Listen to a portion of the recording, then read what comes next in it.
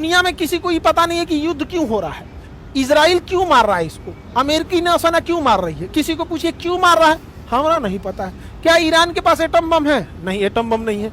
America ने B2 spirit से 5 महीना पहले बम मार के गिरा दिया था, कहा था कि सारे न्यूक्लियर साइट खत्म कर दिए, तो नहीं है पता। क्या ईरान ने आक्रमण किया है? तो नहीं किया है। क्या किसी तरह का एग्रेशन दिखाया है? नहीं दिखाया है। क्या कोई प्रोवोक किया युद्ध के लिए? नहीं। ये लोग क्या किया है? खुद जाके मिसाइल मारा है, खुद उस पर हमला किया है, उसके ऊपर 14 टन का बम गिरा दिया है, सैंक्शन लगा दिया है, प्रतिबंध लगा दिया, उसका तेल बिकने नहीं दे रहे हैं, उसका नोट चलने नहीं दे रहे हैं, उसकी करेंसी बर्बाद कर दी है। वहाँ महंगाई इतनी भयानक हो गई है, फिर भी वहाँ की जनता अभी उतना विद्रोह नहीं की है जितना ये लोग चाह रहे थे।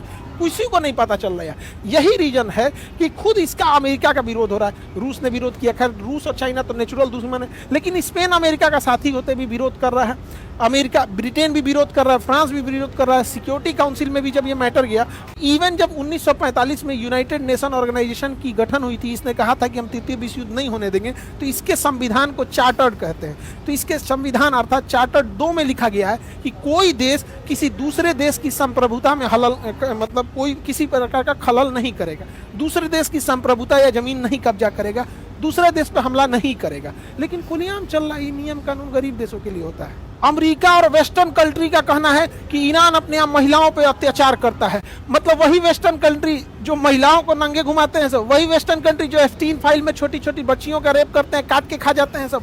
हमारे यहाँ हमें मीडिया, बाप रे बाप, भारत के लिए सबसे बड़ा खतरा, गृह युद्ध कराएंगे सब मीडिया, सब न्यूज चैनल पे बैठी 20 कन्याओं को कुछ नहीं दिखता है, तबाह कर देंगे सब पूरे घर द्वार को यहाँ पे। इसके हिसाब से, न्यूज चैनल के लोगों के हिसाब से खोमैनी खराब है क्योंकि इन्होंने बहुत अत्याचार किया है। लेकिन ट्रंप के खिलाफ एक बात नहीं निकलेगा इनसे, खोमैनी खराब है, लेकिन भैया ये ट्रंप उघारे नाच रहा है, ये करो तो बोलो, तुमको कोई मतलब नहीं है अपने देश के लिए डिक्टेटरशिप क्या किया उससे मतलब हम लोग को नहीं है। इसका कहना है, देखिए डबल स्टैंडर्ड, इसका कहना है कि खोमैनी ने हिजाब कर दिया, ते बबनी इहो हिजाब लगेलिए सऊदी अरब वाला, इन्हों पे बोलो, इनका पे ना बोलेगा, बोलने का मतलब समझ रहे हैं ना, सेम चीज है। अगर हिजाब पे आपको बोलना ही है तो ईरान के साथ साथ सऊदी अरब को भी लेंगे। सऊदी अरब से तो तेल मिल रहा है, जब तेल बंद होगा, रिश्ते टूटेंगे, तब हमारे अंदर का ज्ञान निकलेगा।